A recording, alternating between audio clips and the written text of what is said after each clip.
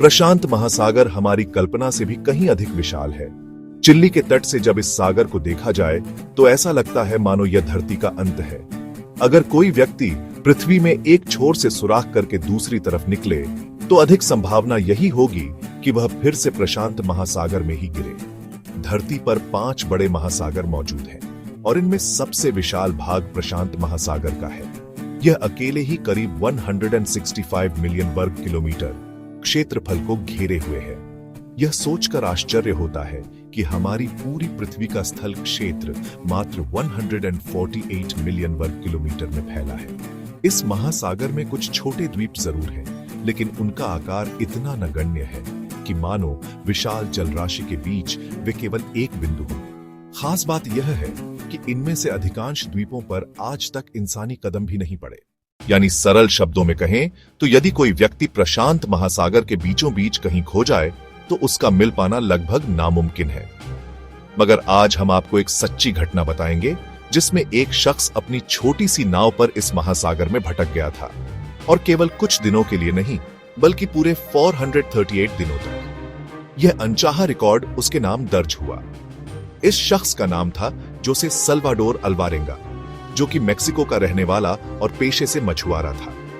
यह घटना 17 नवंबर 2012 की है। उस दिन 36 वर्षीय जोसे अपने साथी के साथ मछली पकड़ने समंदर में निकला। 7 फुट लंबी नाव में केवल मछली रखने का डिब्बा और एक फ्रिज था। खाने पीने का सामान मात्र 1 दिन का रखा गया था। मगर उन्हें क्या मालूम था कि यह यात्रा उनके जीवन का सबसे कठिन अध्याय बन जाएगी। मेक्सिको के तट से लगभग 120 किलोमीटर दूर जाल डालते ही अचानक भयंकर तूफान आ गया। जान बचाने के लिए उन्होंने जाल वहीं छोड़कर नाव तट की ओर मोड़ी। 6 घंटे तक लगातार संघर्ष के बाद वे किनारे से मात्र 20 किलोमीटर दूर रह गए थे। तभी किस्मत ने पलटी मारी। नाव का इंजन अचानक खराब हो गया। उनके पास न पतवार थी न पाल, केवल एक रेडियो था। रेडियो से उन्होंने अपनी स्थिति अपने मालिक को बताई और मदद की उम्मीद में इंतजार करने लगे। लेकिन तभी बैटरी खत्म हो गई और उनसे बाहर की दुनिया का संपर्क टूट गया। तूफान की तेज हवाएं उन्हें वापस समुद्र की गहराइयों में धकेलने लगी। 5 दिनों तक बहते बहते वे तट से 450 किलोमीटर दूर पहुंच गए, जहां चारों ओर केवल पानी ही पानी था। खोजी दल ने उन्हें तलाशने की कोशिश की, लेकिन इतनी दूरी पर उनकी छोटी नाव को देख पाना असंभव था। अब उनके पास न खाना बचा था न पानी। जीवित रहने के लिए वे पक्षियों को पकड़कर कच्चा खाने लगे और मछलियों का सहारा लिया। बारिश का पानी बोतलों में जमा करके पीते, और जब बारिश नहीं होती तो मछलियों का खून पीकर प्यास बुझाते। मानसिक और शारीरिक कष्ट बढ़ते गए। लगभग 5 महीने बाद साथी यह दर्द सहन न कर सका और आत्महत्या कर ली। अब नाव पर केवल जोसे अकेले रह गए। वे पूरी तरह निराशा में डूब चुके थे। कभी कभार दूर कार्गो शिप दिखाई देती, लेकिन उनकी छोटी नाव इतनी छोटी थी कि कोई उन्हें देख नहीं पाता। कठिन संघर्ष के 11 महीनों में वे लगभग 8000 किलोमीटर तक बहते चले गए। कपड़े चिथड़ों में बदल गए थे। सूरज से बचने के लिए केवल अधजला अंडरवियर बचा था। और फिर जनवरी 2014 में उनकी किस्मत पलटी। अचानक उन्हें पानी में तैरते नारियल दिखाई दिए। यह संकेत था कि कोई द्वीप पास है।